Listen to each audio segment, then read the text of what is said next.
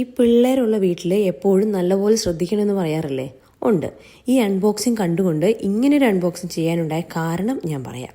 ഒരു ദിവസം മോർണിംഗ് സാധാ പോലെ എണീറ്റ് ഒരു കപ്പ് കോഫി എടുത്തു. ബ്രേക്ക്ഫാസ്റ്റിന് ബ്രെഡ് ടോസ്റ്റ് ഉണ്ടാക്കാൻ ടോസ്റ്റർ എടുത്ത് 2 ബ്രെഡും വെച്ച് ഓണാക്കി.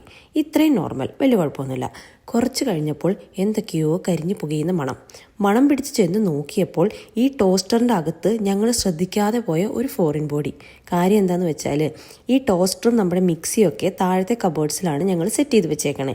എൻ്റെ കുഞ്ഞു കൊച്ച് കളിച്ച് മിക്സിയുടെ ജാറിൻ്റെ ഒരു പാർട്ട് ടോസ്റ്ററിൻ്റെ അകത്ത് സേഫാക്കി വെച്ചിട്ടുണ്ട്.